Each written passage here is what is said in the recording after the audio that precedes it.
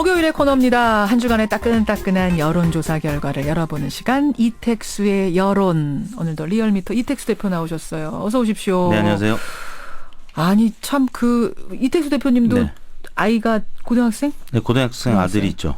어제 인터넷을 애들이 보는 게 참 부끄러웠다는 학부모님들이 엄청나게 많으세요. 네, 좀 가리고 싶은 하루였습니다. 청와대 비아그라라는 말에 네. 하루 종일 검색어에 뜨니 네. 화끈화끈거리는 하루였는데, 사실은 비아그라는 뭐 해명이라도 뭐 있을 수 있다 치지만 지금 100억 주사, 태반 주사, 마늘 주사는 해명조차 불가능한 100% 미용용 아닙니까? 네. 이러니까 지금 더 답답한 심정이고, 우리 청취자들도 김광현님, 이거 청살롱 피부 미용실 압수수색해야 되는 거 아니냐, 이런 문자가 올 정도입니다.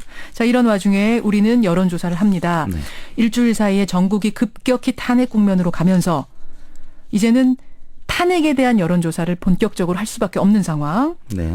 왜냐하면은 이 대표님, 탄핵이란 거는 유무죄 재판하고는 다른 거죠. 네. 국민 여론이 중요한 거죠. 그렇습니다. 예, 예. 그래서 네. 했습니다. 새누리당 친박계를 제외한 여야 정치권에서 박근혜 대통령에 대한 탄핵 소추안 발의가 이제 카운트다운에 들어갔습니다. 현실적으로 이제는 탄핵으로 의견이 모두 모아지고 있는데요. 그래서 지난주까지는 저희가 총 4주간 하야 탄핵 관련 여론조사를 했었는데, 이번 주는 말씀하신 대로 탄핵 찬반으로 단도직입적으로 물어봤습니다. 다음과 같이 질문했는데요. 최근 검찰은 이른바 최순실 국정농단 사건에 대한 공모 혐의로 박근혜 대통령을 형사 피의자로 입건했다고 밝혔습니다. 선생님께서는 박근혜 대통령을 탄핵하는 것에 대해 어떻게 생각하십니까? 단도직입적으로 질문드렸습니다. 매우 찬성한다, 찬성하는 편이다, 그리고 반대하는 편이다, 매우 반대한다, 이렇게 물었는데요. 매우 찬성이 60.3, 찬성하는 편이다가 19.2, 그래서 총 79.5%, 그러니까 10명 중 8명가량이 탄핵에 찬성하는 것으로 나타났습니다. 60.3%가 탄핵 매우 찬성, 찬성하는 편이다가 19.2, 합쳐서 찬성 여론이 79.5%나. 네, 그렇게 나타났습니다. 반대하는 편은 9.4%, 매우 반대가 5.2%, 그래서 총 14.6%가 반대하는 것으로 나타났고요. 잘 모르겠다는 의견이 5.9%로 나타났습니다. 이거 이렇게 되면은 지난주 조사는 물론 지난주는 탄핵만 딱 된 건 아니지만 네.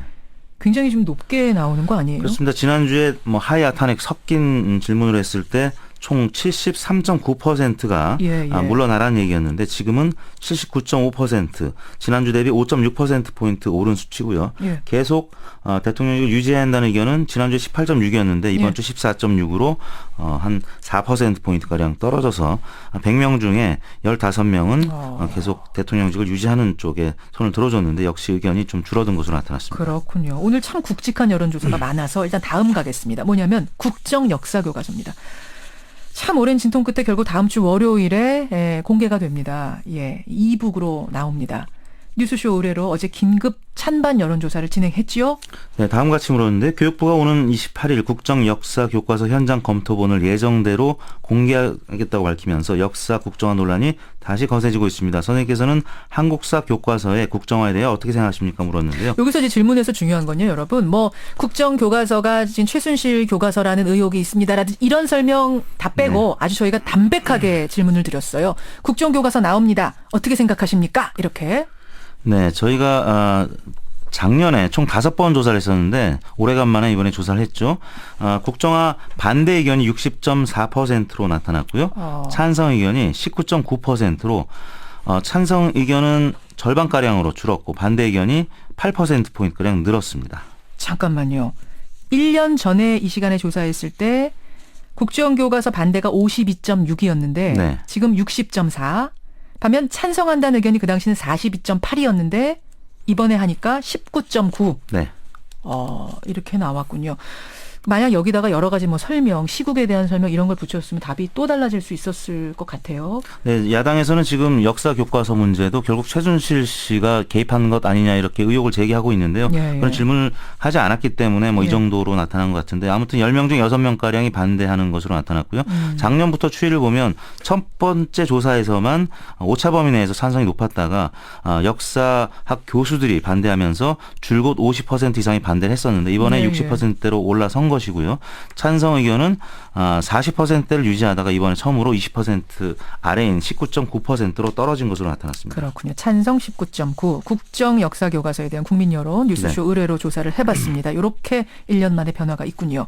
이 조사는 11월 23일 어제 하루 동안 성인 총 4,356명을 대상으로 조사해서 총 530명이 최종 응답을 했고요. 응답률은 12.2, 표본오차는 95% 신뢰 수준에서 플러스 마이너스 4.3%포인트였고 예. 아까 탄핵 관련된 여론조사는 저희가 그제와 어제 양일간 전국 19세 이상 유권자 1,051명을 대상으로 조사 방법은 전화 면접, 스마트폰 앱, 유무선, RDD, ARS 방송 혼용이었습니다. 예, 우선 예. 85%, 유선 15% 비율이었고요.